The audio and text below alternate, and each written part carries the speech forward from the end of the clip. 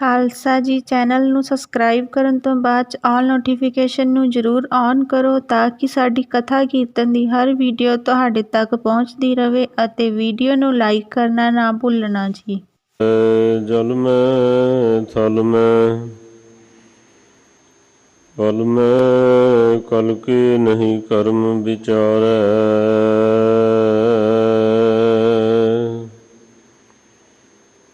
ਦੀਨ ਦਇਆਲ ਦਇਆ ਨਿਧ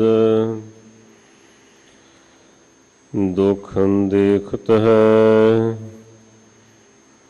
ਪਰ ਦੇਤ ਨ ਹਾਰੈ। ਦੀਨ ਦਇਆਲ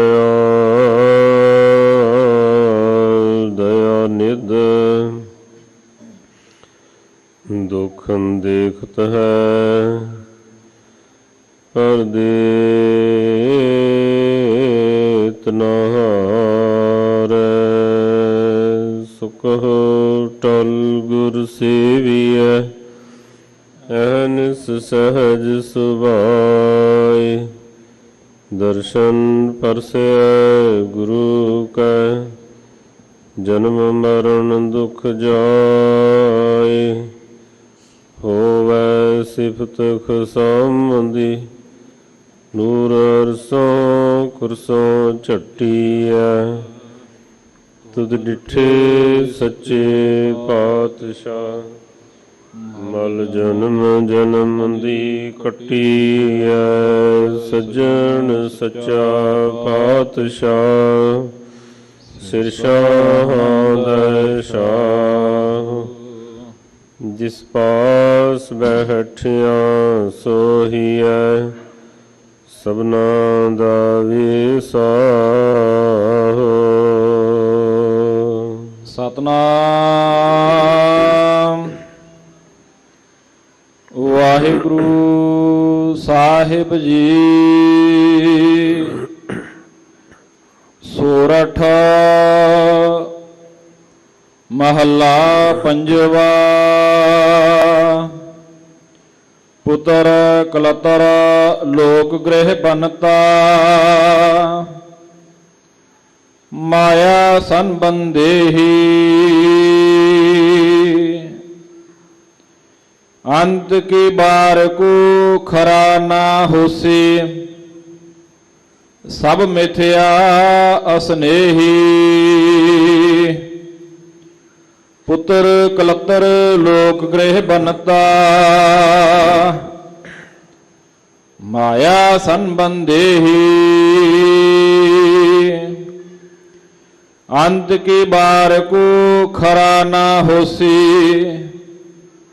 ਸਭ ਮਿਥਿਆ ਅਸਨੇਹੀ। ਰੇ ਨਰ ਕਾਹੇ ਪਪੋਰ ਹੋ ਦੇਹੀ। ਉਡ ਜਾਏਗੋ ਧੂਮ ਬਾਦਰੋ। ਇਕ ਭਜ ਹੋ ਰਾਮ ਸਨੇਹੀ। ਰਹਾਉ ਤੀਨ ਸੰਗਿਆ ਕਰ ਦੇਹੀ ਕੀਨੀ। ਜਲ ਕੁਕਰ ਭਸ ਮੇਹੀ। ਹੋਏ ਆਮਰੋ ਗ੍ਰਹਿ ਮਹਿ ਬੈਠਾ। ਕਾਰਨ ਕਾਰਨ ਬਿਸਰੋਹੀ। ਅਨੇਕ ਭਾਤ ਕਰ ਮਣੀਏ ਸਾਜੇ। ਕਾਚਾ ਤਾਗ ਪਰੋਹੀ। ਟੂਟ ਜਾਏਗੋ ਸੂਤ ਬਾਪੂਰੇ। ਫਿਰ ਪਾਸ਼ਾ ਪਛਤੋਹੀ। ਜਿਨ ਤੁਮ ਸਿਰਜੇ ਸਿਰਜ ਸਵਾਰੇ। ਤਿਸ ਧਿਆਵੋ ਦਿਨ ਰਾਨੇਹੀ। ਜਨ ਨਾਨਕ ਪ੍ਰਭ ਕਿਰਪਾ ਧਾਰੀ। ਮੈਂ ਸਤਿਗੁਰ ਓਟ ਗਹੇਹੀ। ਜਿਨ ਤੁਮ ਸਿਰਜੇ ਸਿਰਜ ਸਵਾਰੇ, ਤਿਸ ਧਿਆਵੋ ਦਿਨ ਰੈ ਨੇਹੀ। ਜਨ ਨਾਨਕ ਪ੍ਰਭ ਕਿਰਪਾ ਧਾਰੇ, ਮੈਂ ਸਤਿਗੁਰ ਓਟ ਗਹੇਹੀ। ਵਾਹਿਗੁਰੂ ਜੀ ਕਾ ਖਾਲਸਾ, ਵਾਹਿਗੁਰੂ ਜੀ ਕੀ ਫਤਿਹ। ਪਤਿਤ ਪਾਵਨ ਭਗਤ ਵਤਸਲ ਕਰੁਣਾ ਨਿਧਾਨ, ਜੁਗ ਜੁਗ ਅਟਲ। ਗਰੀਬ ਨਿਵਾਜ ਧੰਨ ਧੰਨ ਸਤਿਗੁਰੂ ਸ੍ਰੀ ਗੁਰੂ ਗ੍ਰੰਥ ਸਾਹਿਬ ਜੀ ਦੀ ਪਾਵਨ ਪਵਿੱਤਰ ਹਜ਼ੂਰੀ ਅੰਦਰ ਵਿਰਾਜਮਾਨ ਸਮੂਹ ਗੁਰੂ ਰੂਪ ਪਿਆਰੀ ਸਾਧ ਸੰਗਤ ਜੀਓ, ਧੰਨਤਾ ਦੇ ਯੋਗ ਹੋ ਜਿਨ੍ਹਾਂ ਨੂੰ ਧੰਨ ਸੋਢੀ ਸੁਲਤਾਨ ਪਾਤਸ਼ਾਹ ਸ੍ਰੀ ਗੁਰੂ ਰਾਮਦਾਸ ਮਹਾਰਾਜ ਜੀ ਦੇ ਬਖਸ਼ਿਸ਼ਮਈ ਅਸਥਾਨ ਸੱਚਖੰਡ ਸ੍ਰੀ ਹਰਿਮੰਦਰ ਸਾਹਿਬ ਜੀ ਅਤੇ ਗੁਰਦੁਆਰਾ ਮੰਜੀ ਸਾਹਿਬ ਜੀ ਦੀਵਾਨ ਹਾਲ ਵਿਖੇ ਹਾਜ਼ਰੀਆਂ ਭਰਨ ਦਾ ਸੁਭਾਗ ਸਮਾਂ ਪ੍ਰਾਪਤ ਹੋਇਆ ਹੈ। ਸਾਧ ਸੰਗਤ ਦੀ ਅੱਜ ਦਾ ਇਹ ਪਾਵਨ ਪਵਿੱਤਰ ਸ੍ਰੀ ਮੁਖਵਾਕ ਸ਼ਹੀਦਾਂ ਦੇ ਸਿਰਤਾਜ ਪੰਚਮ ਗੁਰਦੇਵ ਸ਼ਾਂਤੀ ਦੇ ਪੁੰਜ ਨਿਮਰਤਾ ਦੀ ਮੂਰਤ ਭਗਤੀ ਦੀ ਮੂਰਤ ਸ੍ਰੀ ਗੁਰੂ ਅਰਜਨ ਦੇਵ ਮਹਾਰਾਜ ਸੱਚੇ ਪਾਤਸ਼ਾਹ ਜੀ ਦੀ ਮੁਬਾਰਕ ਰਸਨਾ ਤੋਂ ਉਚਾਰਨ ਕੀਤਾ ਹੋਇਆ ਹੈ।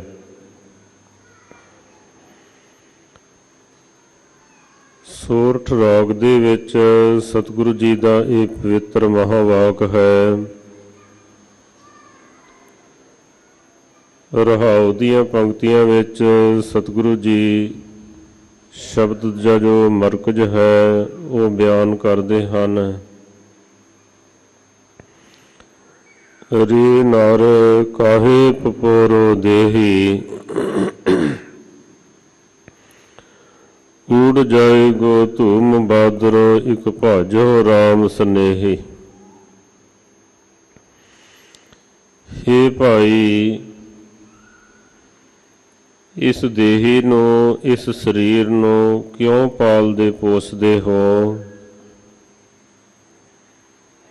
ਜੇਕਰ ਭਜਨ ਸਿਮਰਨ ਨਹੀਂ ਕਰਨਾ, ਨਾਮ ਨਹੀਂ ਜਪਣਾ, ਪਰਉਪਕਾਰ ਨਹੀਂ ਕਰਨੇ, ਸੇਵਾ ਨਹੀਂ ਕਰਨੀ, ਫਿਰ ਇਸ ਸਰੀਰ ਨੂੰ, ਇਸ ਦੇਹੀ ਨੂੰ ਪਾਲਣ ਪੋਸਣ ਦਾ ਕੀ ਲਾਭ ਹੈ?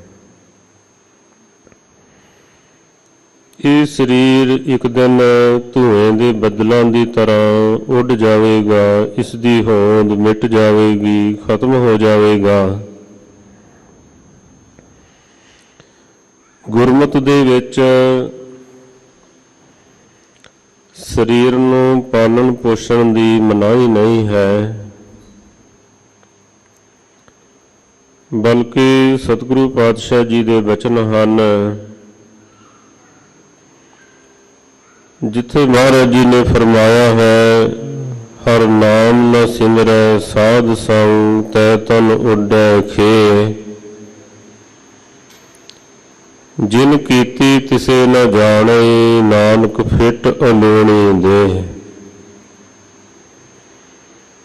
ਜਿਹੜੀ ਦੇਹੀ ਦੁਆਰਾ ਭਜਨ ਸਿਮਰਨ ਨਹੀਂ ਕੀਤਾ ਜਾਂਦਾ, ਨਾਮ ਨਹੀਂ ਜਪਿਆ ਜਾਂਦਾ, ਉਹ ਦੇਹੀ ਫਿਟਕਾਰਯੋਗ ਹੈ, ਤਿਰਕਾਰਯੋਗ ਹੈ।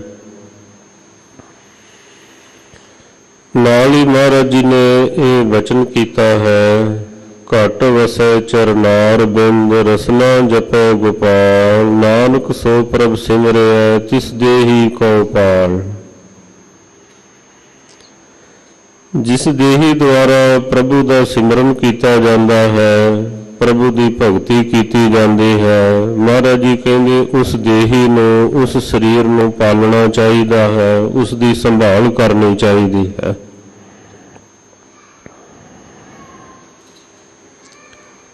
ਦੇਖੋ ਮਹਾਰਾਜ ਜੀ ਦੇ ਬਚਨ ਹਨ,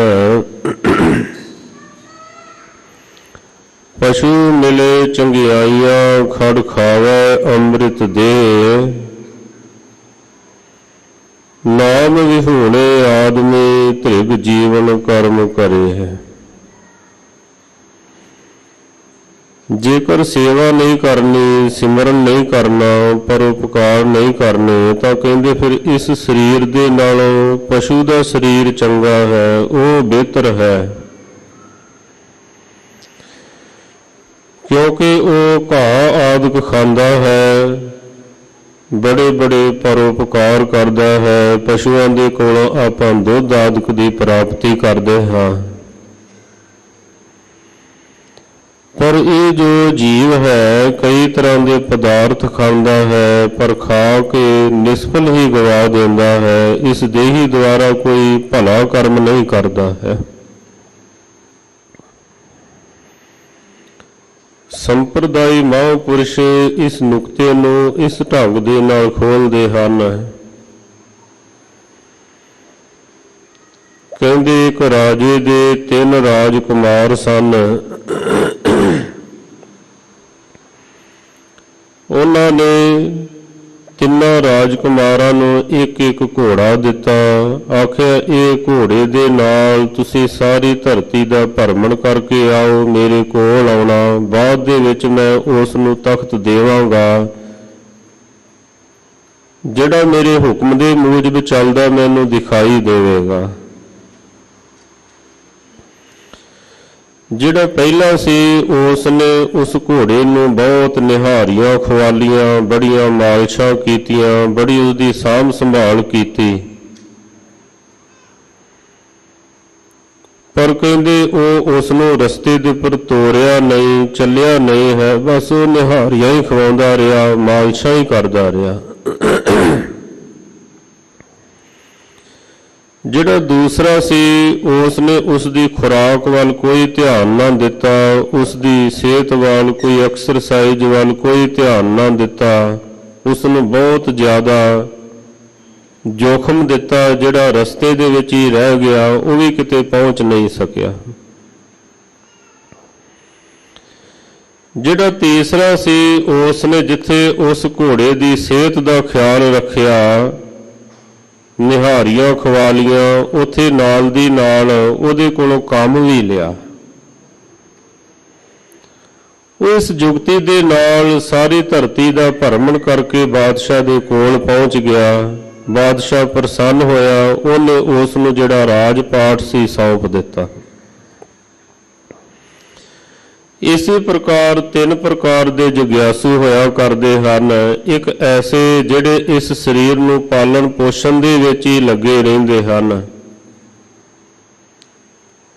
ਪਰ ਨਾ ਅੰਮ੍ਰਿਤ ਵੇਲੇ ਉੱਠਣਾ, ਨਾ ਕੋਈ ਸੇਵਾ ਕਰਨੀ, ਨਾ ਸਿਮਰਨ ਕਰਨਾ, ਨਾ ਨਿਤਨੇਮ ਕਰਨਾ, ਬਸ ਸਰੀਰ ਦੀ ਸੰਭਾਲ ਦੇ ਵਿੱਚ ਹੀ ਲੱਗੇ ਰਹਿੰਦੇ ਹਨ।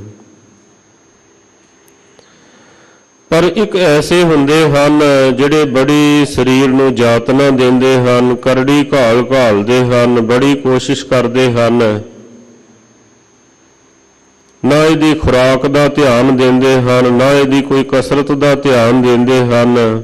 ਉਹਨਾਂ ਦਾ ਸਰੀਰ ਵੀ ਬਹੁਤਾ ਸਮਾਂ ਚੱਲ ਨਹੀਂ ਪਾਉਂਦਾ ਹੈ, ਰਸਤੇ ਦੇ ਵਿੱਚ ਹੀ ਢਹਿ ਜਾਂਦਾ ਹੈ। ਸਾਧ ਸੰਗਤ ਜੀ ਤੀਸਰੇ ਹਨ ਜਿਹੜੇ ਜਿੱਥੇ ਸਰੀਰ ਦਾ, ਸਿਹਤ ਦਾ ਖਿਆਲ ਰੱਖਦੇ ਹਨ, ਚੰਗੀ ਖੁਰਾਕ, ਚੰਗੀ ਤਰ੍ਹਾਂ ਦੀ ਨਾਲ ਕਸਰਤ, ਹਰ ਪ੍ਰਕਾਰ ਦੇ ਨਾਲ, ਉੱਥੇ ਨਾਲ ਦੀ ਨਾਲ ਭਜਨ ਸਿਮਰਨ ਵੀ ਕਰਦੇ ਹਨ, ਅੰਮ੍ਰਿਤ ਵੇਲੇ ਉੱਠਦੇ ਹਨ, ਸੇਵਾ ਕਰਦੇ ਹਨ, ਪਰਉਪਕਾਰ ਕਰਦੇ ਹਨ। ਇਸ ਤਰ੍ਹਾਂ ਚੱਲਦੇ ਚੱਲਦੇ ਉਹ ਆਪਣੀ ਮੰਜ਼ਿਲ ਤੱਕ ਪਹੁੰਚ ਜਾਂਦੇ ਹਨ। ਉਹ ਪ੍ਰਭੂ ਜੋ ਬਾਦਸ਼ਾਹ ਦਾ ਮਹਾ ਬਾਦਸ਼ਾਹ ਹੈ, ਉਹ ਉਹਨਾਂ ਨੂੰ ਇੱਕ ਦਿਨ ਸਿੰਘਾਸਨ ਜਿਹੜਾ ਹੈ ਉਹ ਦੇ ਦਿੰਦਾ ਹੈ। ਕਬੀਰ ਸਾਹਿਬ ਜੀ ਨੇ ਆਖਿਆ, ਅਸੀਂ ਉਸ ਸਿੰਘਾਸਨ ਤੱਕ ਅੱਪੜ ਗਏ ਜਿਹੜੇ ਸਿੰਘਾਸਨ ਦੀ ਧਾਰਮਿਕ ਜਗਤ ਦੇ ਵਿੱਚ ਬੜੀ ਭਾਰੀ ਮਹਿਮਾ ਹੈ। ਅਬ ਤੋਂ ਜਾਏ ਚੜੇ ਸਿੰਘਾਸਨ, ਮਿਲੇ ਹੈ ਸਾਰੰਗ ਪਾਣੀ, ਰਾਮ ਕਬੀਰਾ ਏਕ ਭਏ ਹੈ, ਕੋਏ ਨਾ ਸਕੈ ਪਛਾਨੀ।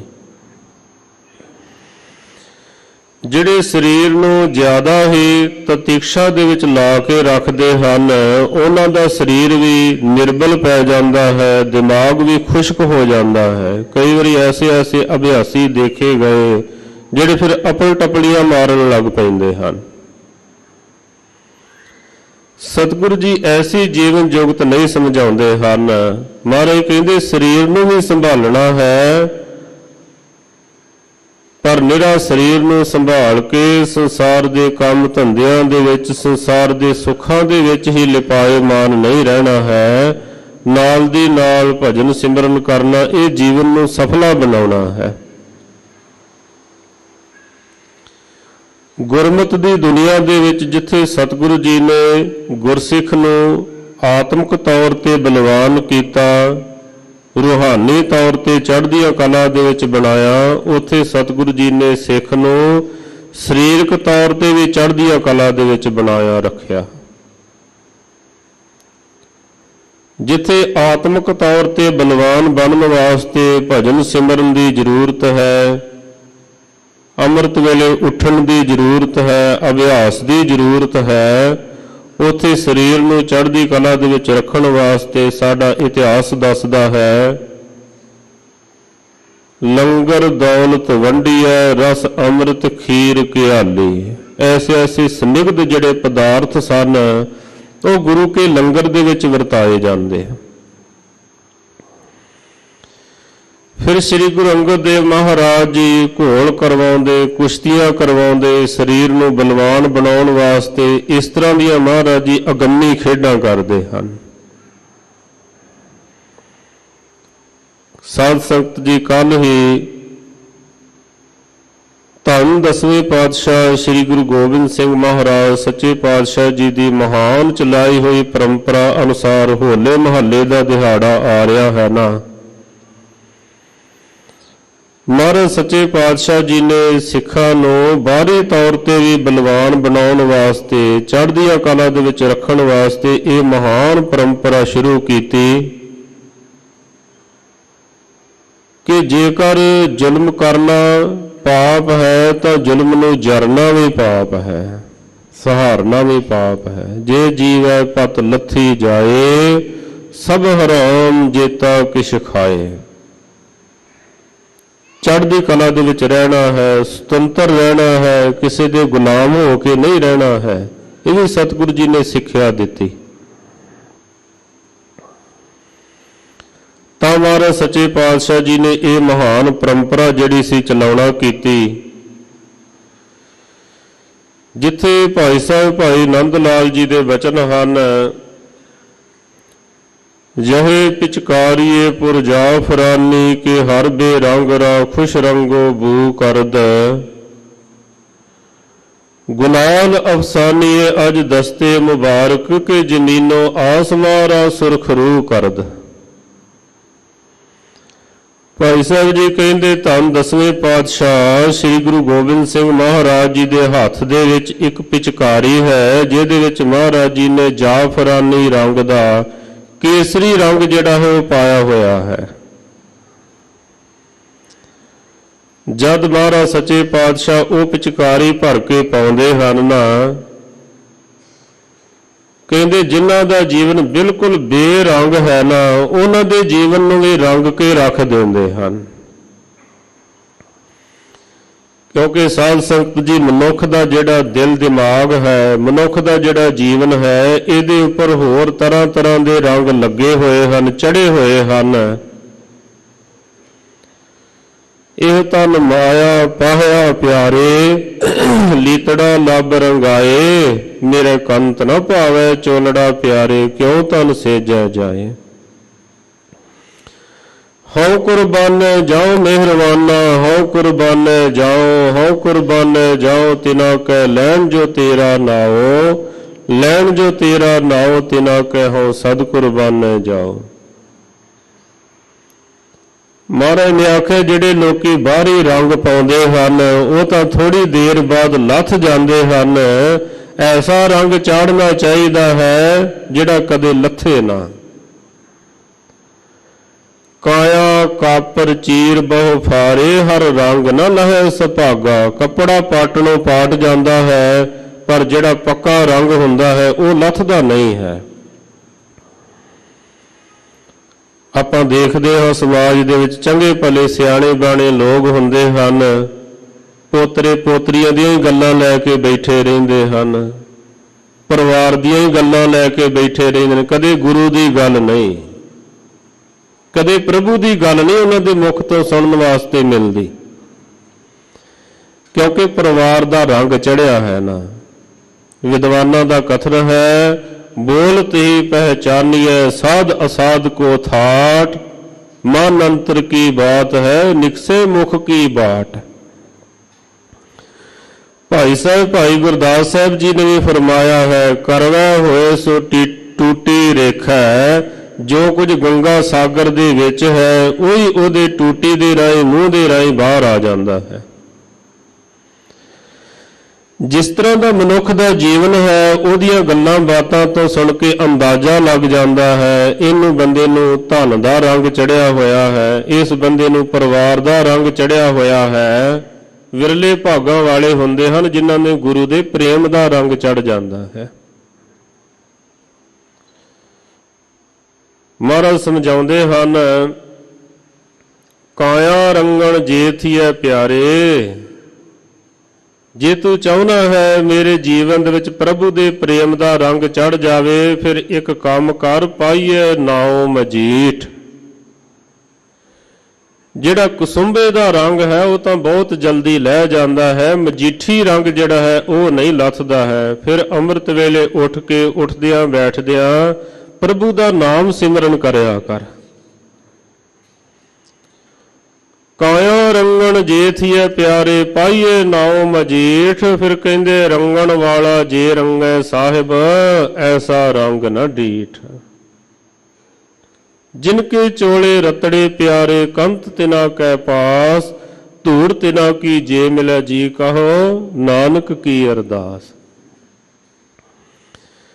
ਭਾਈ ਸਾਹਿਬ ਭਾਈ ਆਨੰਦ ਲਾਲ ਜੀ ਕਹਿੰਦੇ, ਕਲਗੀਆਂ ਵਾਲੇ ਦੇ ਹੱਥਾਂ ਦੇ ਵਿੱਚ ਪਿਚਕਾਰੀ ਹੈ, ਜਿਹਦੇ ਉੱਪਰ ਪਾਉਂਦੇ ਹਨ। ਜਿਹੜਾ ਬਿਲਕੁਲ ਬੇਰੰਗਾ ਬੰਦਾ ਹੁੰਦਾ ਹੈ ਉਹਦੇ ਜੀਵਨ ਨੂੰ ਵੀ ਰੰਗ ਦਿੰਦੇ ਹਨ। ਸਾਧ ਸੰਗਤ ਜੀ ਦਾਸ ਨੇ ਅਰਜ਼ ਕੀਤੀ ਹੈ ਪਹਿਲਾਂ ਵੀ, ਆਪਾਂ ਜਾਣਦੇ ਆ ਨਾ ਆਨੰਦਪੁਰ ਸਾਹਿਬ ਨੂੰ, ਕਈ ਸਾਡੇ ਵਿੱਚੋਂ ਸਾਡੇ ਭੈਣ ਭਰਾ ਨਵੀਆਂ ਨਵੀਆਂ ਦਾੜੀਆਂ ਕਟਾ ਕੇ, ਨਵੇਂ ਨਵੇਂ ਕੇਸ ਕਟਾ ਕੇ ਕਹਿੰਦੇ ਚੱਲੇ ਆ ਜੀ ਆਨੰਦਪੁਰ ਸਾਹਿਬ ਨੂੰ। ਠੀਕ ਹੈ, ਕੋਈ ਮਾੜੀ ਗੱਲ ਨਹੀਂ, ਗੁਰੂ ਦੇ ਘਰ ਜਾਣਾ ਚਾਹੀਦਾ ਹੈ, ਪਰ ਸਹੀ ਮੈਨੇ ਵਿੱਚ ਗੁਰੂ ਦੇ ਘਰ ਨੂੰ ਜਾਣਾ ਕੀ ਹੈ? ਗੁਰੂ ਦੇ ਬਚਨਾਂ ਨੂੰ ਮੰਨਣਾ। ਅੱਜ ਤੋਂ ਬਾਅਦ ਦਾੜੀ ਨਹੀਂ ਕਟਾਵਾਂਗਾ, ਅੱਜ ਤੋਂ ਬਾਅਦ ਨਸ਼ਿਆਂ ਦਾ ਸੇਵਨ ਨਹੀਂ ਕਰਾਂਗਾ, ਇਹ ਹੈ ਗੁਰੂ ਦੇ ਘਰ ਨੂੰ ਜਾਣਾ। ਇੱਕ ਇੱਕ ਕਦਮ ਪੁੱਟਣਾ। ਤੁਸੀਂ ਪੁੱਟ ਕੇ ਦੇਖੋ, ਕਲਗੀਆਂ ਵਾਲਾ ਦਾ ਮੇਰਾ ਭਰਿਆ ਹੱਥ ਤੁਹਾਡੇ ਸਿਰ ਤੇ ਆ ਜਾਵੇਗਾ। ਚਰਨ ਸ਼ਰਨ ਗੁਰੇਕ ਪੈਂਡਾ ਜਾਏ ਚੱਲ, ਸਤਿਗੁਰੂ ਕੋਟ ਪੈਂਡਾ ਆਗੇ ਹੋਏ ਲੇਤ ਹੈ। ਤੁਸੀਂ ਇੱਕ ਕਦਮ ਪੁੱਟੋਗੇ, ਕਲਗੀਆਂ ਵਾਲੇ ਤੁਹਾਡੇ ਵੱਲ ਕਰੋੜਾਂ ਕਦਮ ਪੁੱਟ ਕੇ ਅੱਗੋਂ ਵਾਈ ਆ ਜਾਣਗੇ। ਭਾਈ ਸਾਹਿਬ ਭਾਈ ਆਨੰਦ ਲਾਲ ਜੀ ਦੇ ਬਚਨ ਹਨ, ਯਹੇ ਪਿਚਕਾਰੀਏ ਪੁਰ ਜਾ ਫੁਰਾਨੀ ਕੇ ਹਰ ਬੇਰੰਗੋ, ਖੁਸ਼ ਰੰਗ ਰਾ ਬੂ ਕਰਦ, ਗੁਲਾਲ ਅਫਸਾਨੀ ਅਜ ਦਸਤੇ ਮੁਬਾਰਕ ਕੇ ਜ਼ਮੀਨੋਂ ਆਸਮਾਰਾ ਸੁਰਖਰੂ ਕਰਦ। ਕਹਿੰਦੇ ਜਦ ਕਲਗੀਆਂ ਵਾਲੇ ਗੁਲਾਲ ਉਡਾਉਂਦੇ ਹਨ, ਜ਼ਮੀਨ ਤੋਂ ਲੈ ਕੇ ਆਸਮਾਨ ਤੱਕ ਰੰਗ ਦਿੰਦੇ ਹਨ। ਕਿਧਰੇ ਸਾਡਾ ਜੀਵਨ ਵੀ ਗੁਰੂ ਦੇ ਪ੍ਰੇਮ ਦੇ ਵਿੱਚ ਰੰਗਿਆ ਜਾਵੇ, ਪ੍ਰਭੂ ਦੇ ਪ੍ਰੇਮ ਦੇ ਵਿੱਚ ਰੰਗਿਆ ਜਾਵੇ। ਸਤਿਗੁਰੂ ਪਾਤਸ਼ਾਹ ਮਹਾਰਾਜ ਜੀ ਨੇ ਇਹ ਸਾਨੂੰ ਸਿੱਖਿਆ ਦਿੱਤੀ ਹੈ, ਸਮਝਾਇਆ ਹੈ ਵੀ ਜੇਕਰ ਪ੍ਰਭੂ ਦਾ ਸਿਮਰਨ ਨਹੀਂ ਕਰਨਾ, ਸੇਵਾ ਨਹੀਂ ਕਰਨੀ, ਪ੍ਰਭੂ ਦੇ ਪ੍ਰੇਮ ਦੇ ਵਿੱਚ ਆਪਣਾ ਮਨ ਰੰਗਣਾ ਨਹੀਂ ਹੈ, ਤਾਂ ਫਿਰ ਕਹਿੰਦੇ ਸਰੀਰ ਨੂੰ ਪਾਲਣ ਦਾ ਕੀ ਲਾਭ ਹੈ? ਇਹ ਵਿਅਰਥ ਹੀ ਚਲਿਆ ਜਾਵੇਗਾ, ਧੂਏ ਦੇ ਬੱਦਲਾਂ ਦੀ ਤਰ੍ਹਾਂ ਉੱਡ ਜਾਵੇਗਾ। ਜਿਵੇਂ ਜਿਵੇਂ ਮਹਾਰਾਜ ਜੀ ਲੜੀਵਾਰ ਸਾਨੂੰ ਸਮਝਾ ਰਹੇ ਹਨ, ਆਓ ਪਿਆਰ ਸ਼ਰਧਾ ਭਾਵਨਾ ਦੇ ਨਾਲ ਸਰਵਣ ਕਰਦਿਆਂ ਹੋਇਆਂ ਇੱਕ ਵਾਰੀ ਸਾਰੀ ਸੰਗਤ ਆਖੋ ਜੀ ਸਤਨਾਮ ਸਾਹਿਬ ਜੀ। ਸਤਨਾਮ ਸ੍ਰੀ ਵਾਹਿਗੁਰੂ ਸਾਹਿਬ ਜੀ। ਸੋਰਠ ਮਹੱਲਾ ਪੰਜਵਾ। ਪੁੱਤਰ ਕਲਤਰ ਲੋਕ ਗ੍ਰਹਿ ਬਨਦਾ ਮਾਇਆ ਸਨ ਬੰਦੇਹੀ। ਸਤਿਗੁਰੂ ਅਰਜਨ ਦੇਵ ਮਹਾਰਾਜ ਸੱਚੇ ਪਾਤਸ਼ਾਹ ਜੀ ਸੋਰਠ ਰਾਗ ਦੇ ਵਿੱਚ ਫਰਮਾ ਰਹੇ ਹਨ, ਪੁੱਤਰ ਕਲਤਰ ਭਾਵ ਜਿਹੜਾ ਰਾਰਾ ਹੈ ਨਾ ਸਾਧ ਸੰਗਤ ਜੀ, ਉਹ ਚਰਨਾਂ ਦੇ ਵਿੱਚ ਹੈ। ਪੁੱਤਰ ਦੇ ਤੱਤੇ ਦੇ ਕਲਤਰ ਦੇ ਵੀ ਇਹਨੂੰ ਪੂਰਾ ਨਹੀਂ ਬੋਲਣਾ, ਪੁੱਤਰ ਕਲਤਰ ਨਹੀਂ, ਪੁੱਤਰ ਕਲਤਰ ਅੱਧਾ ਰਾਰਾ ਬੋਲਣਾ ਹੈ। ਇਹ ਸੰਥਿਆ ਦੀ ਗੱਲ ਹੈ। ਮਹਾਰਾਜ ਸਮਝਾ ਰਹੇ ਹਨ ਕਿ ਇਹ ਜੋ ਸਾਕ ਸੰਬੰਧੀ ਹਨ, ਪੁੱਤਰ ਹਨ, ਧੀਆਂ ਹਨ, ਇਸਤਰੀ ਹੈ, ਘਰ ਦੇ ਲੋਕ ਹਨ, ਇਹ ਸਾਰੇ ਸੰਬੰਧ ਜੋ ਹਨ ਇਹ ਮਾਇਆ ਦੇ ਸੰਬੰਧ ਹਨ, ਝੂਠੇ ਸੰਬੰਧ ਹਨ। ਇੱਥੇ ਰਹਿਣ ਵਾਲੇ ਸੰਬੰਧ ਹਨ, ਇਹ ਸਦੀਵ ਕਾਲ ਵਾਸਤੇ ਨਾਲ ਨਿਭਣ ਵਾਲੇ ਸੰਬੰਧ ਨਹੀਂ ਹਨ। ਸ੍ਰੀ ਗੁਰੂ ਤੇਗ ਬਹਾਦਰ ਮਹਾਰਾਜ ਸੱਚੇ ਪਾਤਸ਼ਾਹ ਨਾਵੇਂ ਪਾਤਸ਼ਾਹ ਦਾ 400 ਸਾਲਾ ਪ੍ਰਕਾਸ਼ ਗੁਰਪੁਰਬ ਸ਼ਤਾਬਦੀ ਆ ਰਹੇ ਹਨ। ਮਹਾਰਾਜ ਦੇ ਬਚਨ ਹਨ, ਜਗਤ ਮੈਂ ਝੂਠੀ ਦੇਖੀ ਪ੍ਰੀਤ, ਆਪਣੇ ਹੀ ਸੁਖ ਸਿਉ ਸਭ ਲਾਗੇ, ਕਿਆ ਦਾਰਾ ਕਿਆ ਮੀਤ। ਮੇਰੋ ਮੇਰੋ ਸਭੇ ਕਹਿਤ ਹੈ, ਹਿਤ ਸਿਉ ਬਾਂਧਿਓ ਚੀਤ, ਅੰਤ ਕਾਲ ਸੰਗੀ ਨਹਿ ਕੋ, ਇਹ ਅਚਰਜ ਹੈ ਰੀਤ। ਮਨ ਮੂਰਖ ਅਜਹੂ ਨਹਿ ਸਮਝਤ, ਸਿੱਖਦਾ ਹਾਰਿਓ ਨੀਤ, ਨਾਨਕ ਭਵਜਲ ਪਾਰ ਪਰੇ, ਜੋ ਗਾਵੇ ਪ੍ਰਭ ਕੇ ਗੀਤ। ਕਿਸੇ ਕਿਸੇ ਨੂੰ ਇਸ ਗੱਲ ਦੀ ਸਮਝ ਪੈ ਜਾਂਦੀ ਹੈ, ਰਮਜ ਦੀ ਸਮਝ ਪੈ ਜਾਂਦੀ ਹੈ। ਸਾਧ ਸੰਗਤ ਜੀ, ਇੱਕ ਸਹਿਜਧਾਰੀ ਵੀਰ ਹੋਏ ਹਨ ਦੇਸ ਰਾਜ ਜੀ, ਜਿਨ੍ਹਾਂ ਨੇ ਸੱਚਖੰਡ ਸ੍ਰੀ ਹਰਿਮੰਦਰ ਸਾਹਿਬ ਜੀ ਦੇ ਸਰੋਵਰ ਦੀ ਜੋ ਪਰਿਕਰਮਾ ਹੈ ਉਹ ਪੱਕੀ ਕਰਵਾਈ ਸੀ। ਮਾਘ ਦੇ ਮਹੀਨੇ ਤੋਂ ਲੈ ਕੇ ਹੋਲੇ ਮਹੱਲੇ ਤੱਕ ਸੱਚਖੰਡ ਸ੍ਰੀ ਹਰਿਮੰਦਰ ਸਾਹਿਬ ਜੀ ਦੇ ਅੰਦਰ ਬਸੰਤ ਰਾਗ ਦੇ ਸ਼ਬਦ ਗਾਇਨ ਕੀਤੇ ਜਾਂਦੇ ਹਨ। ਸ਼ਬਦ ਚੱਲ ਰਿਹਾ ਸੀ, ਮਨ ਕਹਾਂ ਵਿਸਾਰਿਓ RAM ਨਾਮ, ਤਨ ਬਿਨਸੈ ਜਮ ਸਿਉ ਪਰੈ ਕਾਮ, ਇਹ ਜਗ ਧੂਏ ਕਾ ਪਹਾੜ, ਤੈ ਸਾਚਾ ਮਾਨਿਆ ਕਿਹ ਵਿਚਾਰ। ਧਨ ਦਾਰਾ ਸੰਪਤ ਗ੍ਰਹਿ, ਕਿਛ ਸੰਗ ਨ ਚਾਲੈ ਸਮਝ ਲੇਹ। ਕਹਿੰਦੇ ਦੇਸ ਰਾਜ ਜੀ ਜਿਹੜੇ ਸਨ ਸਹਿਜਧਾਰੀ ਸਨ, ਪਰ ਬਾਣੀ ਸਭ ਦਾ ਕਲਿਆਣ ਕਰਦੀ ਹੈ ਨਾ, ਕੋਈ ਵੀ ਭਾਵਨਾ ਦੇ ਨਾਲ ਆਵੇ। ਦਾਸ ਨੇ ਬੜੇ ਬੜੇ ਗੈਰ ਸਿੱਖ, ਬੜੇ ਬੜੇ ਪ੍ਰੇਮੀ ਦੇਖੇ ਹਨ, ਬੜੇ ਬੜੇ ਅਭਿਆਸੀ ਰਸਕ ਪੁਰਸ਼ ਦੇਖੇ ਹਨ, ਗੁਰੂ ਦੇ ਪ੍ਰੇਮ ਵਾਲੇ। ਉਹਨੇ ਆਖਿਆ ਵੀ ਸਾਰਾ ਕੁਝ ਝੂਠਾ ਹੈ, ਤਾਂ ਇਹ ਇੰਨਾ ਧਨ ਪਦਾਰਥ ਮੇਰੇ ਕੋਲ ਹੈ, ਇਹਨੂੰ ਲੇਖੇ ਦੇ ਵਿੱਚ ਲਾਉਣਾ ਚਾਹੀਦਾ ਹੈ। ਆਪਣੀ ਪਤਨੀ ਨੂੰ ਆਖਿਆ ਵੀ ਅੱਧਾ ਧਨ ਤੇਰਾ ਹੈ, ਅੱਧਾ ਮੇਰਾ ਹੈ। ਦੋ ਢੇਰੀਆਂ ਲਗਾ ਦਿੱਤੀਆਂ। ਉਹ ਆਖਣ ਲੱਗੀ ਵੀ ਸਵਾਮੀ ਜੀ ਕਿਧਰੇ ਤੀਰਥਾਂ ਤੇ ਯਾਤਰਾ ਕਰਨ ਚੱਲੇ ਹੋ, ਕਿਧਰੇ ਦੇਵਤਿਆਂ ਦੇ ਚਰਨ ਪਰਸਨ ਚੱਲੇ ਹੋ। ਕਹਿੰਦੇ ਦੇਸ ਰਾਜ ਜੀ ਆਖਣ ਲੱਗੇ ਤੀਰਥਾਂ ਦਾ ਮਹਾ ਤੀਰਥ ਹੈ ਸੱਚਖੰਡ ਸ੍ਰੀ ਹਰਿਮੰਦਰ ਸਾਹਿਬ। ਜਿਹਨੂੰ ਹਰਿਮੰਦਰ ਸਾਹਿਬ ਪ੍ਰਾਪਤ ਹੋ ਗਿਆ, ਨੂੰ ਹੋਰ ਕਿਹੜੇ ਤੀਰਥ ਦੀ ਲੋੜ ਰਹਿ ਗਈ। ਕਹਿੰਦੇ ਦੇਵਤਿਆਂ ਦੇ ਮਹਾ ਦੇਵਤੇ ਹਨ, ਧੰਨ ਸੋਢੀ ਸੁਲਤਾਨ ਸ੍ਰੀ ਗੁਰੂ ਰਾਮਦਾਸ ਜੀ। ਜਿਨ੍ਹਾਂ ਨੂੰ ਉਹ ਮਿਲ ਗਏ, ਉਹਨਾਂ ਨੂੰ ਹੋਰ ਕਿਹੜੇ ਦੇਵਤੇ ਦੀ ਲੋੜ ਰਹਿ ਗਈ। ਸੋਢੀ ਸ੍ਰਿਸ਼ਟ ਸਕਲ ਤਾਰਨ ਕੋ, ਅਬ ਗੁਰੂ ਰਾਮਦਾਸ ਕੋ ਮਿਲੀ ਵਡਾਈ। ਮਹਾਰਾਜ ਨੂੰ ਸਾਰੀ ਸ੍ਰਿਸ਼ਟੀ ਨੂੰ ਤਾਰਨ ਦੀ ਵਡਿਆਈ ਮਿਲੀ ਹੋਈ ਹੈ। ਉਹਨੇ ਆਖਿਆ ਫਿਰ ਦੇ 2 ਢੇਰੀਆਂ ਕਿਉਂ? ਕਹਿੰਦੇ ਵੀ ਇੱਕ ਦੀ ਹੱਕਦਾਰ ਤੂੰ ਹੈ, ਤੂੰ ਚੁੱਕ ਲੈ, ਮੈਂ ਤਾਂ ਹੁਣ ਸੇਵਾ ਦੇ ਵਿੱਚ ਲਗਾਉਣਾ ਹੈ ਸਾਰਾ ਕੁਝ। ਕਿਉਂਕਿ ਸ਼ਬਦ ਇੱਕ ਹੀ ਸੁਣਿਆ, ਸਮਝ ਪੈ ਗਈ। ਸਾਧ ਸੰਗਤ ਜੀ ਜਿਹੜੀ ਪਤਨੀ ਸੀ ਉਹ ਵੀ ਧਰਮੀ ਸੀ, ਸੰਸਾਰੀ ਬਿਰਤੀ ਵਾਲੀ ਨਹੀਂ ਸੀ। ਜਿਵੇਂ ਭਾਈ ਗੁਰਦਾਸ ਜੀ ਨੇ ਫਰਮਾਇਆ ਹੈ ਨਾ, ਇਸਤਰੀ ਪੁਰਖ ਹੈ ਦਾਮ ਹਿਤ, ਭਾਵੇਂ ਆਏ ਕਿਥਾਉ ਜਾਈ। ਪੈਸੇ ਦਾ ਸੰਬੰਧ ਹੈ, ਪਿਆਰ ਦਾ ਸੰਬੰਧ ਨਹੀਂ ਵੱਡੀ ਗਿਣਤੀ ਦੇ ਵਿੱਚ, ਪਰ ਸਾਰੇ ਇੱਕੋ ਜਿਹੇ ਨਹੀਂ ਹੋਇਆ ਕਰਦੇ ਹਨ। ਉਹਨੇ ਫਿਰ ਦੋਵੇਂ ਢੇਰੀਆਂ ਰਲਾ ਦਿੱਤੀਆਂ। ਜਿਹੜੀ ਪਤਨੀ ਸੀ ਆਖਣ ਲੱਗੀ ਵੀ ਇਹ ਕੀ ਕੀਤਾ? ਕਹਿੰਦੇ ਵੀ ਜਿੱਥੇ ਤੁਸੀਂ ਉੱਥੇ ਮੈਂ, ਜੇ ਤੁਸੀਂ ਸੁੱਖ ਵਿੱਚ ਮੈਂ ਸੁੱਖ ਵਿੱਚ, ਜੇ ਤੁਸੀਂ ਦੁੱਖ ਵਿੱਚ ਮੈਂ ਦੁੱਖ ਵਿੱਚ। ਮੈਂ ਦੁੱਖ ਸੁੱਖ ਦੀ ਹੱਕਦਾਰ ਹਾਂ, ਭਾਗੀਦਾਰ ਹਾਂ। ਸਾਧ ਸੰਗਤ ਜੀ ਕੁਝ ਜੋ ਜਥੇਬੰਦੀਆਂ ਸਨ, ਮਿਸ਼ਲਾਂ ਸਨ, ਉਹਨਾਂ ਨੇ ਧਨ ਲਗਾਇਆ, ਕੁਝ ਦੇਸ ਰਾਜ ਜੀ ਨੇ ਧਨ ਲਗਾਇਆ। ਹਰਿਮੰਦਰ ਸਾਹਿਬ ਜੀ ਦੀ ਪਰਿਕਰਮਾ ਪੱਕੀ ਕਰਵਾਈ। ਭਾਈ ਵੀਰ ਸਿੰਘ ਜੀ ਨੇ ਇਹ ਜੋ ਗਾਥਾ ਹੈ ਲਿਖੀ ਹੈ ਆਪਣੇ ਕਲਮ ਦੇ ਨਾਲ। ਸਾਧ ਸੰਗਤ ਜੀ ਕਮ ਸੇ ਕਮ ਇਹਨਾਂ ਤਾਂ ਫਰਜ਼ ਬਣਦਾ ਹੀ ਹੈ ਨਾ, ਜੇ ਪੂਰੀ ਦੌਲਤ ਨਹੀਂ ਆਪਾਂ ਲਗਾਉਣੀ, ਅੱਧੀ ਨਹੀਂ ਲਗਾਉਣੀ, ਤੇ ਕਮ ਸੇ ਕਮ 10ਵਾਂ ਹਿੱਸਾ ਤਾਂ ਸਾਨੂੰ ਲਾਉਣਾ ਹੀ ਚਾਹੀਦਾ ਹੈ ਨਾ। ਹਰ ਇੱਕ ਦਾ ਫਰਜ਼ ਬਣਦਾ ਹੈ। ਬੜੇ ਅਵੇਸਲੇ ਹੋਵਾਂਗੇ ਜੇ ਆਪਾਂ ਗੁਰੂ ਦੀ ਅਮਾਨਤ ਵਿੱਚ ਹੀ ਖਿਆਨਤ ਕਰਦੇ ਹੋਵਾਂਗੇ। ਦਸਵੰਧ ਗੁਰੂ ਦੀ ਅਮਾਨਤ ਹੈ ਸਾਡੇ ਕੋਲ। ਪਰ ਪਰਾਈ ਅਮਾਨ ਕਿਉਂ ਰੱਖੀਏ, ਦਿੱਤੀ ਹੀ ਸੁਖ ਹੋਏ। ਕਿਉਂ ਰੱਖੀ ਜਾਵੇ ਪਰਾਈ ਅਮਾਨਤ? ਉਹਨੂੰ ਸਹੀ ਜਗ੍ਹਾ ਤੇ ਲਾ ਦੇਣਾ ਚਾਹੀਦਾ ਹੈ, ਸੁਰਖਰੂ ਹੋ ਜਾਣਾ ਚਾਹੀਦਾ ਹੈ। ਗਰੀਬ ਦਾ ਮੂੰਹ ਗੁਰੂ ਦੀ ਗੋਲਕ, ਇਹ ਗੁਰੂ ਘਰ ਦੇ ਪੁਰਾਤਨ ਪਰੰਪਰਾਵਾਦੀ ਬਚਨ ਹਨ।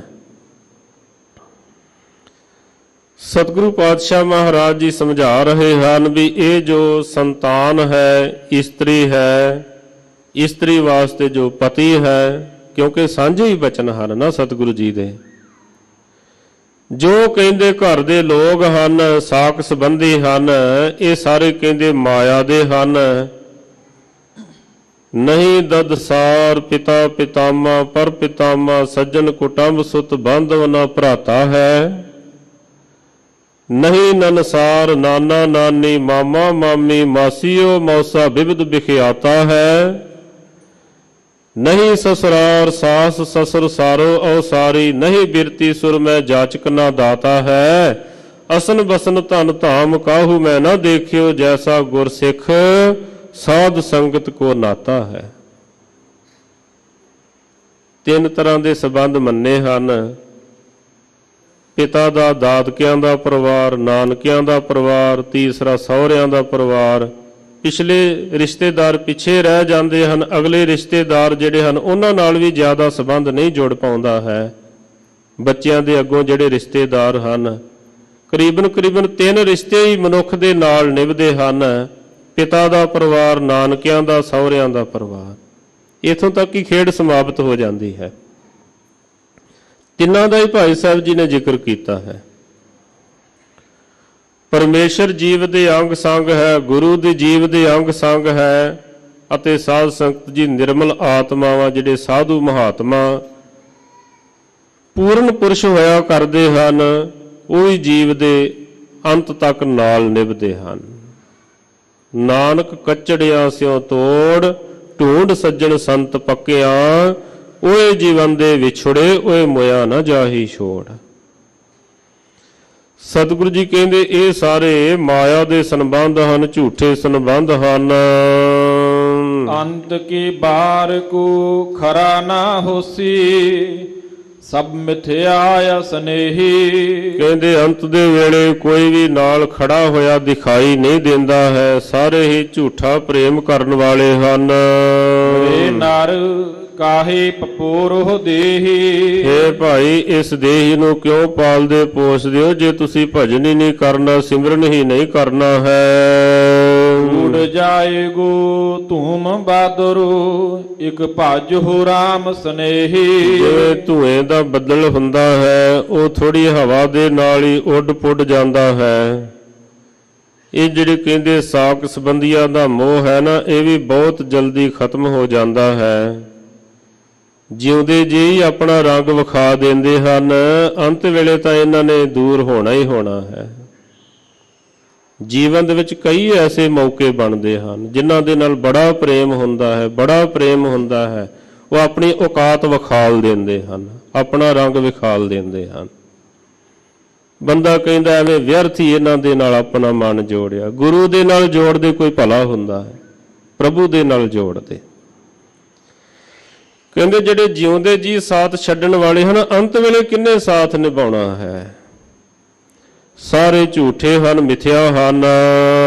ਰਹਾਉ ਤੀਨ ਸੰਗਿਆ ਕਰ ਦੇਹੀ ਕੀਨੀ ਜਲ ਕੂਕਰ ਪਸ ਮੇਹੀ। ਵਿਸ਼ਰਾਮ ਦੇ ਕੇ ਸਤਿਗੁਰੂ ਜੀ ਉਪਦੇਸ਼ ਕਰਦੇ ਹਨ ਤਿੰਨ ਤਰ੍ਹਾਂ ਦੇ ਨਾਲ। ਕਹਿੰਦੇ ਸਰੀਰ ਨੂੰ ਪੁਰਾਤਨ ਸਮਿਆਂ ਦੇ ਵਿੱਚ ਜਿਸ ਤਰ੍ਹਾਂ ਦੀ ਜੁਗਤੀ ਹੈ ਉਹਦਾ ਜ਼ਿਕਰ ਕੀਤਾ ਹੈ ਵੀ ਸਮੇਟਿਆ ਜਾਂਦਾ ਹੈ।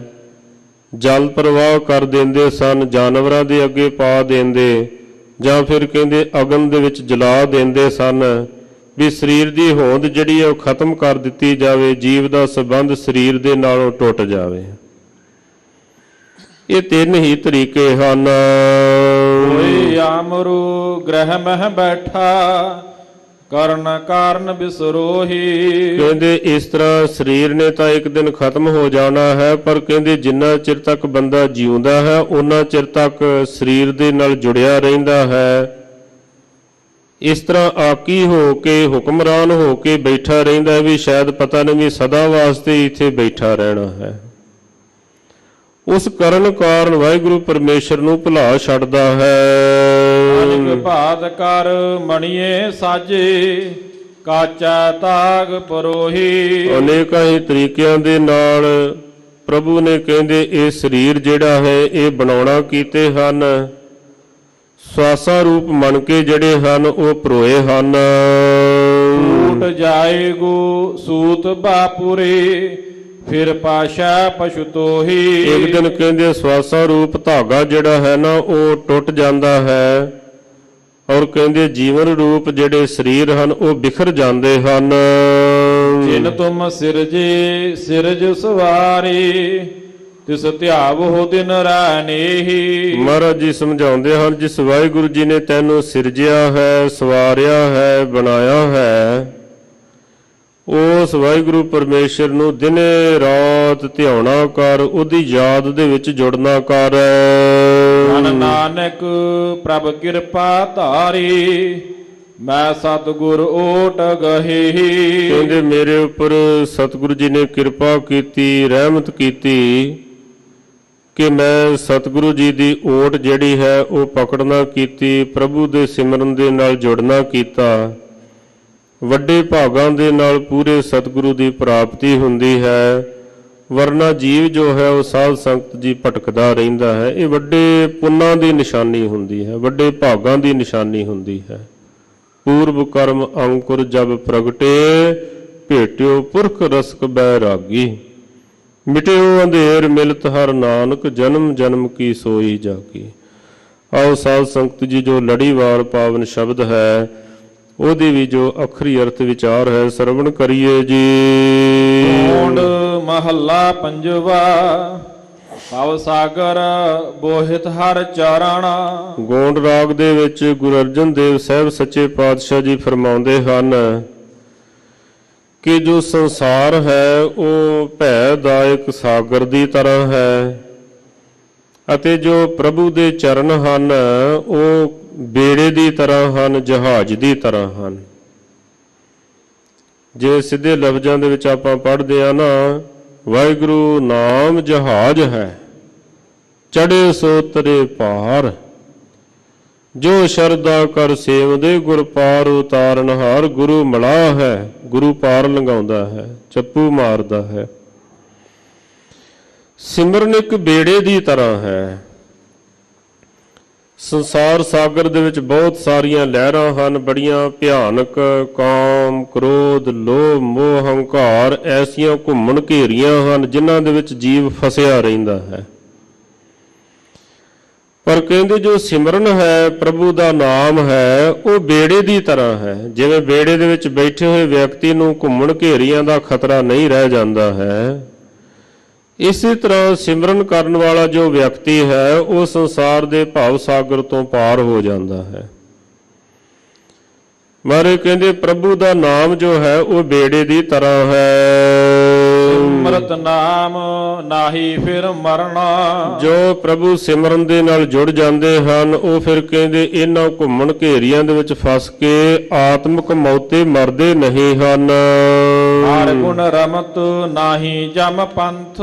ਪ੍ਰਭੂ ਦੇ ਗੁਣਾਂ ਦਾ ਵਿਖਿਆਨ ਕਰਕੇ ਉਹਦੀ ਯਾਦ ਦੇ ਵਿੱਚ ਜੁੜ ਕੇ ਕਹਿੰਦੇ ਫਿਰ ਜਿਹੜੇ ਐਸੇ ਜੀਵ ਹਨ, ਹਰ ਗੁਣ ਰਮਤ ਨਾਹੀ ਜਮ ਪੰਥ, ਉਹਨਾਂ ਨੂੰ ਜਮਾਂ ਦੇ ਰਸਤੇ ਦੇ ਉੱਪਰ ਨਹੀਂ ਪੈਣਾ ਪੈਂਦਾ ਹੈ। ਵਿਚਾਰ ਪੰਜ ਦੂਤਹ ਮੰਥ। ਜੋ ਪ੍ਰਭੂ ਦੇ ਗੁਣਾਂ ਦੀ ਮਹਾ ਵਿਚਾਰ ਕਰਦੇ ਹਨ ਉਹ ਫਿਰ ਕਹਿੰਦੇ ਉਹਨਾਂ ਦੇ ਜਿਹੜੇ ਪੰਜ ਦੂਤ ਹਨ, ਕਾਮ, ਕ੍ਰੋਧ, ਲੋਭ, ਮੋਹ, ਹੰਕਾਰ, ਜਿਨ੍ਹਾਂ ਨੂੰ ਭਾਈ ਗੁਰਦਾਸ ਸਾਹਿਬ ਜੀ ਨੇ ਪੰਜ ਭੂਤਾਂ ਦਾ ਦਰਜਾ ਦਿੱਤਾ ਹੈ। ਪੰਚ ਦੂਤ ਭੂਤ ਭਰਮ ਭਰਮਤ ਅਸਾਧ ਹੈ। ਕਹਿੰਦੇ ਇਹੀ ਭੂਤ ਬੰਦੇ ਨੂੰ ਭਟਕਾਉਂਦੇ ਹਨ।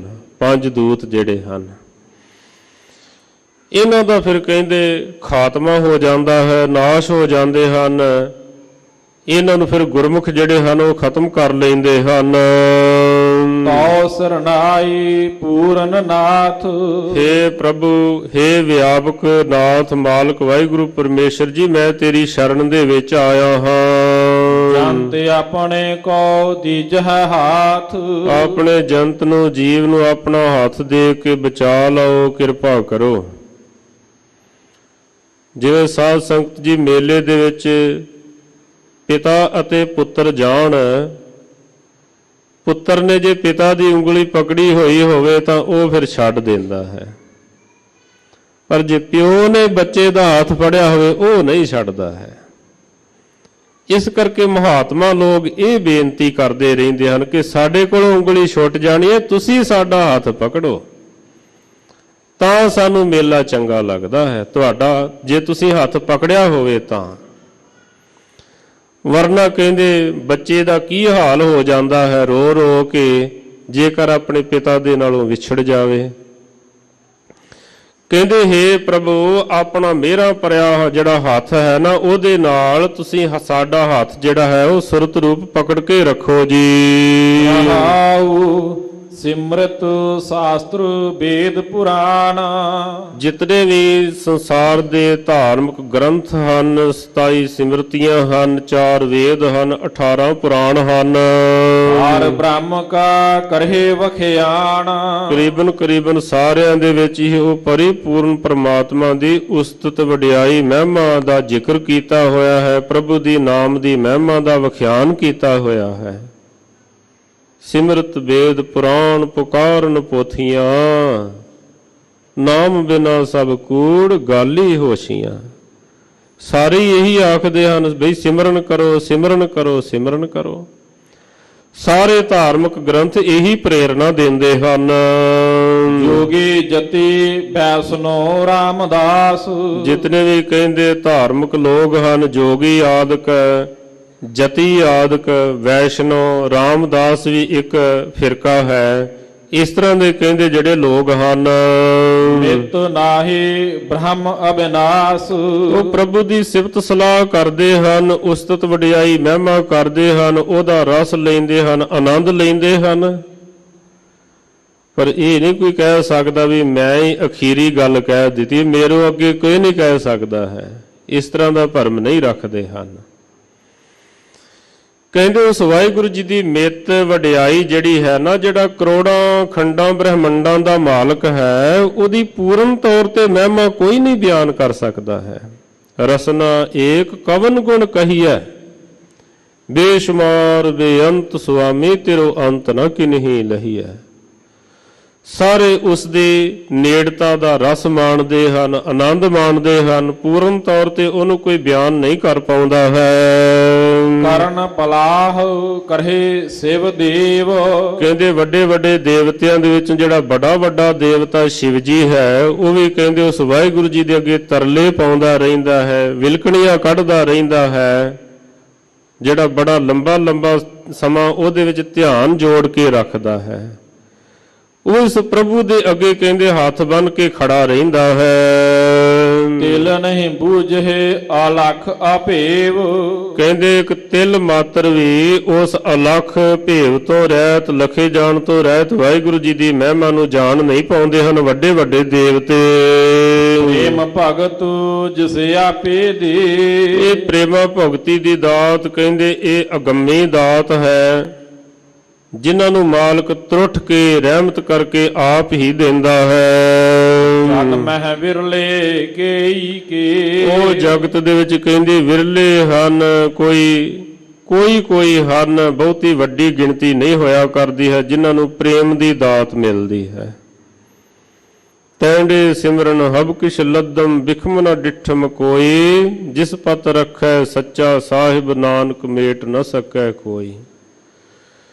ਪ੍ਰੇਮ ਪਟੋਲਾ ਤੈਸੈ ਦਿੱਤਾ ਢੱਕਣ ਕੂਪਤ ਮੇਰੀ। ਦਾਨਾ ਬੀਨਾ ਸਾਈ ਮੈਂਡਾ ਨਾਨਕ ਸਾਰ ਨਾ ਜਾਣਾ ਤੇਰੀ। ਕਹਿੰਦੇ ਕਿਸੇ ਵਿਰਲੇ ਨੂੰ ਪ੍ਰੇਮ ਦੀ ਦਾਤ ਮਿਲਦੀ ਹੈ। ਨਿਰਗੁਣ ਗੁਣ ਕਿਛੂ ਨਾਹੀ। ਕਹਿੰਦੇ ਮੈਂ ਗੁਣਾ ਤੋਂ ਹੀਣ ਹਾਂ। ਮਹਾਰਾਜ ਜੀ ਜਗਿਆਸੂ ਰੂਪ ਹੋ ਕੇ ਸਾਨੂੰ ਬੇਨਤੀ ਕਰਨ ਦਾ ਵੱਲ ਸਿਖਾਲਦੇ ਹਨ, ਢੰਗ ਸਿਖਾਲਦੇ ਹਨ। ਜਦ ਗੁਰੂ ਦੇ ਦਰ ਤੇ ਜਾਓ, ਪ੍ਰਭੂ ਦੇ ਦਰ ਤੇ ਜਾਓ, ਉਹਦੇ ਅੱਗੇ ਜਾ ਕੇ ਆਪਣੇ ਗੁਣ ਨਾ ਗਿਣਾਓ। ਮੈਂ ਇੰਨੀ ਸੇਵਾ ਕੀਤੀ, ਮੈਂ ਇੰਨਾ ਸਿਮਰਨ ਕੀਤਾ, ਆਪਣੇ ਔਗਣ ਗਿਣਾਓ। ਫਿਰ ਮਾਲਕ ਗੱਲ ਵਕੜੀ ਦੇ ਵਿੱਚ ਲੈ ਲੈਂਦੇ ਹਨ। ਮੇਰੇ ਦੋਖ ਗਲੇ ਨਾ ਜਾਹੇ। ਇੰਨੇ ਔਗਣ ਹਨ ਜੇਤਾ ਸਮੁੰਦ ਸਾਗਰ ਨੀਰ ਭਰਿਆ। 33 ਔਗਣ ਹਮਾਰੇ।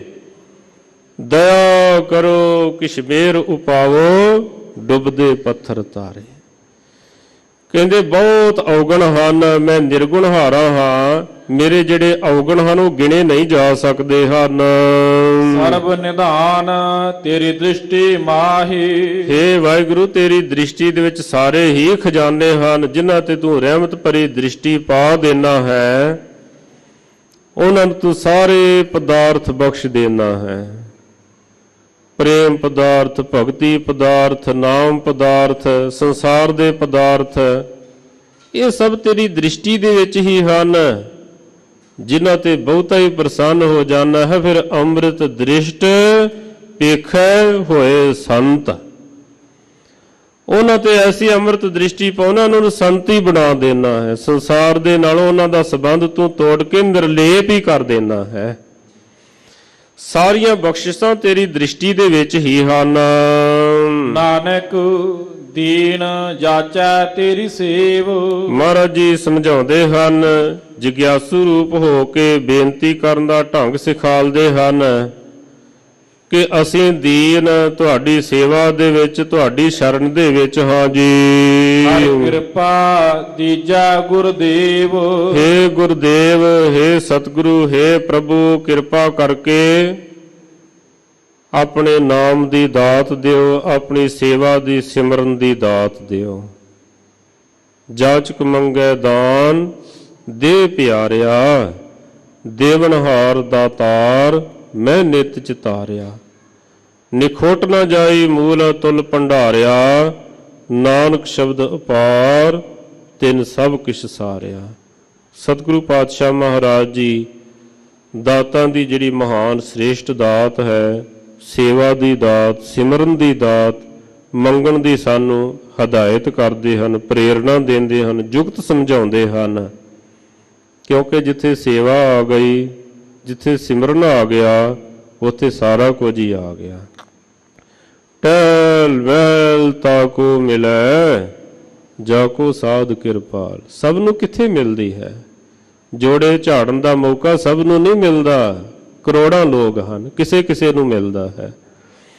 ਇਸ ਕਰਕੇ ਮਹਾਰਾਜ ਸਮਝਾਉਂਦੇ ਹਨ ਵੀ ਇਹ ਦਾਤਾਂ ਮੰਗਣੀਆਂ ਚਾਹੀਦੀਆਂ ਹਨ, ਸੇਵਾ ਦੀਆਂ ਦਾਤਾਂ, ਸਿਮਰਨ ਦੀਆਂ ਦਾਤਾਂ। ਸਤਿਗੁਰੂ ਜੀ ਕਿਰਪਾ ਕਰਨ, ਸਾਧ ਸੰਗਤ ਜੀ ਆਪਾਂ ਗੁਰੂ ਦੇ ਲੜ ਲੱਗ ਸਕੀਏ। ਜਿੱਥੇ ਆਪਾਂ ਆਨੰਦਪੁਰ ਸਾਹਿਬ ਨੂੰ ਜਾਂਦੇ ਆ ਨਾ, ਦਾਸ ਫਿਰ ਬੇਨਤੀ ਕਰਦਾ ਹੈ ਉੱਥੇ ਆਪਾਂ ਗੁਰੂ ਦੀ ਮੱਤ ਵਾਲੇ ਪਾਸੇ ਨੂੰ ਵੀ ਤੁਰੀਏ। ਗੁਰੂ ਕੀ ਮੱਤ ਤੂੰ ਲੈ ਇਆਨੇ, ਭਗਤ ਬਿਨਾ ਬਹੁ ਡੂਬੇ ਸਿਆਣੇ। ਸਤਿਗੁਰੂ ਜੀ ਸਭਨਾਂ ਦੇ ਉੱਪਰ ਮਿਹਰਾਮਤ ਕਰਨ। ਸਮੂਹ ਪ੍ਰਬੰਧਕ ਜਨਾਂ ਦਾ, ਸਮੂਹ ਸੰਗਤ ਦਾ ਬਹੁਤ ਬਹੁਤ ਹਾਰਦਿਕ ਧੰਨਵਾਦ। ਭੁੱਲਾਂ ਚੁੱਕਾਂ ਦੀ ਖਿਮਾ ਜੀ। ਆਓ ਅਖੀਰਲੀਆਂ ਪੰਕਤੀਆਂ ਸਰਵਣ ਕਰੀਏ। ਮੋਹਿ ਨਿਰਗੁਣ ਗੁਣ ਕਿਛੁ ਨਾਹੀ, ਸਰਬ ਨਿਧਾਨ ਤੇਰੀ ਦ੍ਰਿਸ਼ਟੀ ਮਾਹੀ। ਨਾਨਕ ਦੀਨ ਜਾਚਾ ਤੇਰੀ ਸੇ